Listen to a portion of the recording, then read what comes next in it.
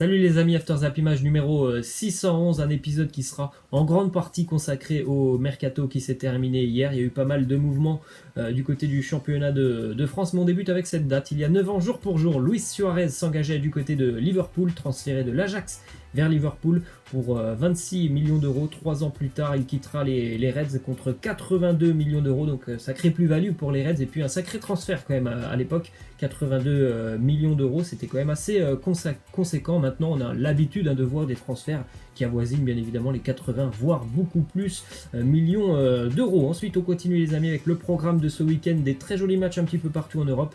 En Allemagne, on aura un choc de haut de tableau entre Leipzig et Gladbach. En Angleterre, pas mal de jolis duels aussi. Leicester, Chelsea, Manchester United, Wolverhampton, Tottenham, Manchester City, bien évidemment.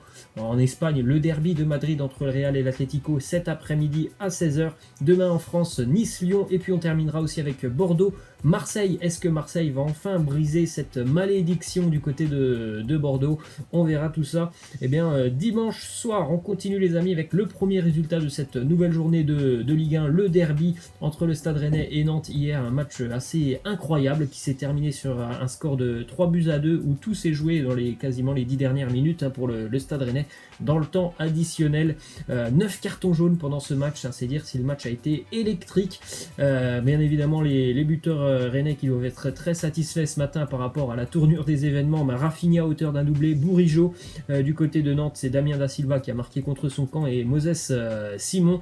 Résultat incroyable puisque regardez quand même à la 94e minute, le FC Nantes menait encore 2-1, 95e égalisation pour Rennes grâce à Benjamin Bourigeaud et 98e c'est Rafinha qui marque le deuxième but pour lui et le troisième but rennais. Victoire assez improbable pour Rennes qui bien évidemment je pense espérait surtout pendant ce temps additionnel aller chercher un point, chose incroyable. Ils vont chercher carrément les 3 points les Rennais. Très bonne opération bien évidemment au classement. D'ailleurs statistique, le Stade Rennais affiche 40 points après 22 rencontres de Ligue 1. C'est un record pour le club breton.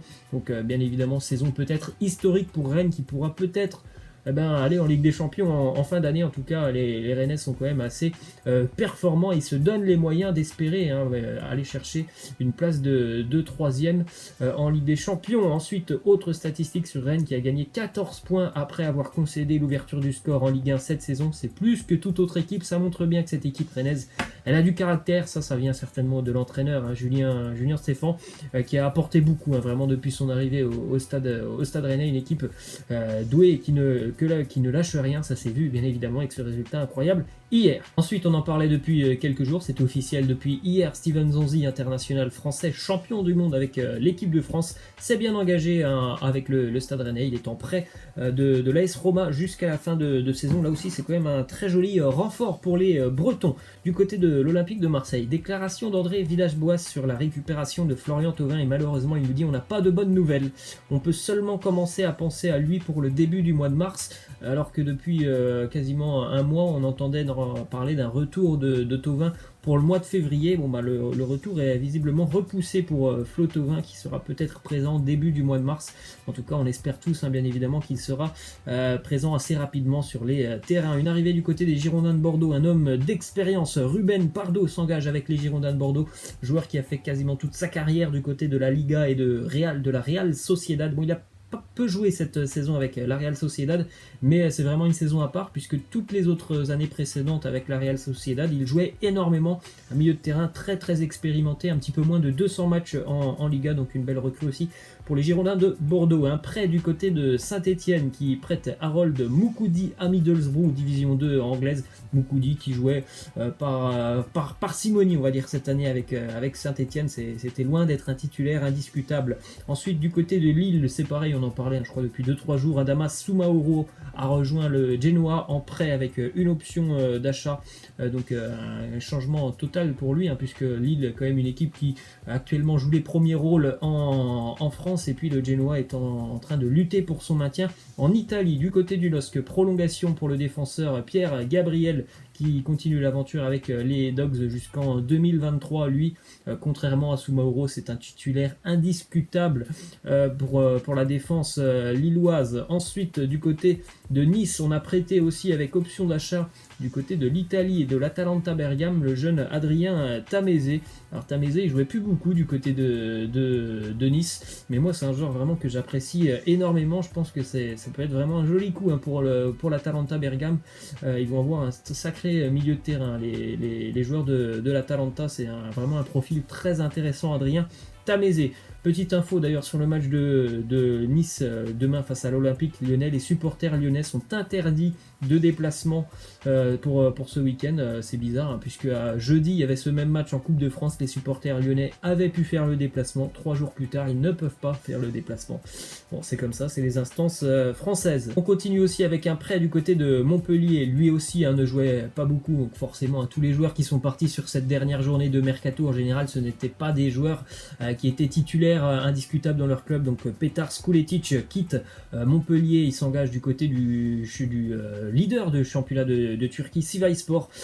Skuletic qui lui aussi ne jouait pas énormément avec Montpellier, il est en prêt du côté de Sivasspor, donc en Turquie jusqu'à la fin d'année. Ensuite, l'arrivée aussi d'un jeune espoir du côté du Stade de Reims, jeune espoir de l'Ajax Amsterdam, Kaj Siruis, qui s'engage donc avec le Stade de Reims, jeune buteur de 21 ans, passé par la formation du côté de l'Ajax. D'ailleurs, il avait été prêté ces derniers mois du côté de Groningue, et il a marqué il n'y a même pas une dizaine de jours face à l'Ajax en championnat, donc un profil aussi intéressant, un profil à la néerlandaise, ça peut être intéressant pour le stade de Reims, un joueur qui techniquement semble très à l'aise. Ensuite, du côté de Monaco, on a prêté aussi Gil Dias en Espagne vers le FC Grenade. Gil Dias lui aussi ne jouait pas non plus énormément du côté de l'AS Monaco. Un retour en France pour un attaquant qu'on connaît bien, Isaac Mbenza, qui évoluait en France du côté de Montpellier il y a maintenant 2-3 ans. Il était parti en Angleterre du côté d'Huddersfield. Il est de retour en France avec Amiens.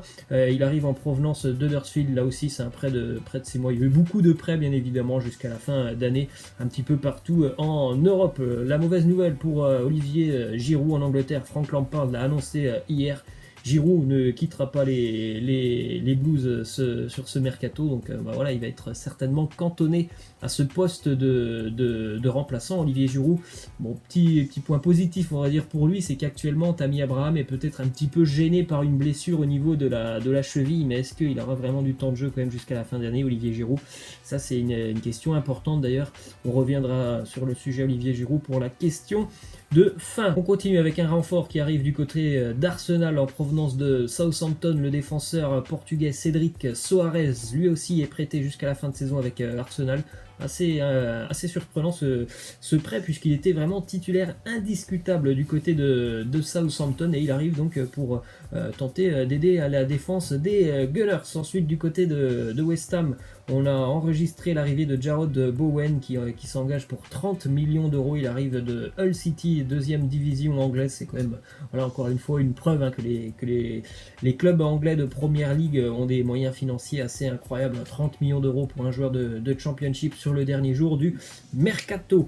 On continue avec du côté du Borussia Dortmund. Là aussi, un départ. Jakob Brun-Larsen qui s'engage avec Hoffenheim, un joueur qui n'a jamais trouvé sa place du côté du BVB. Donc il rejoint le TSG Hoffenheim, où bien évidemment la concurrence est moins rude et il aura certainement plus de temps de jeu là-bas du côté d'Hoffenheim. On en parlait aussi depuis quelques jours. Vincent Cosiello est de retour en France. Il est prêté au Paris FC par le FC Cologne, ancien joueur de l'OGC Nice. D'ailleurs, les résultats de Ligue 2 de la soirée. Hier, d'ailleurs, le Paris FC a fait un match incroyable.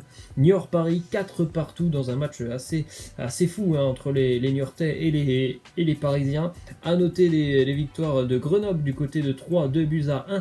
Victoire de Guingamp face à Auxerre 1-0 dans le haut de tableau. Victoire importante pour Clermont face à Orléans 3-1. Match nul aussi entre Le Havre et Lens du côté du Stade Océane 0-0. 1-0. On continue avec une info sur le fils de Zinedine Zidane, Enzo Zidane, qui est de retour en Espagne. Il évoluait du côté du Deportivo Aves au Portugal. Là, il est de retour avec Almeria, club de 2e division espagnole. D'ailleurs, il sera entraîné par une ancienne légende du Real Madrid, Guti. On poursuit les amis avec cette petite info insolite qui concerne Cédric Bakambu après son transfert avorté du côté de Barcelone. On peut même dire que c'est quand même un petit peu un rêve brisé pour lui qui se voyait s'engager dans l'un des meilleurs clubs au monde, et puis au dernier moment le Barça qui change d'avis. Il a fait une petite demande au site Transfermarkt, un site vraiment top sur l'actualité des transferts, aussi sur les caractéristiques de tous les joueurs du paysage footballistique. Vous tapez le nom d'un joueur dans la barre de recherche, vous allez tout savoir sur lui. Il leur a demandé d'inclure dans son historique de transfert presque au FC Barcelone. Voilà, une petite touche d'humour quand même pour Cédric Bakambu. Et on termine les amis donc avec la question de fin qui concerne Olivier Giroud. Est-ce que vous pensez qu'Olivier Giroud a des chances d'être présent dans la sélection de Didier Deschamps pour le prochain Euro? On rappelle que voilà, il y aura peut-être pas beaucoup de temps de jeu pour Giroud sur cette deuxième partie de saison avec Chelsea. Voilà, est-ce que bien évidemment il continuera l'aventure avec l'équipe de France parce qu'il a fait partie de l'équipe qui a été championne du monde, parce que c'est le meilleur buteur en activité de l'équipe de France, ou est-ce que c'est peut-être la fin vraiment pour lui de l'aventure avec l'équipe de France? Laissez-moi en commentaire votre avis sur la question. Les amis, je vous laisse, je vous dis à la prochaine, ciao.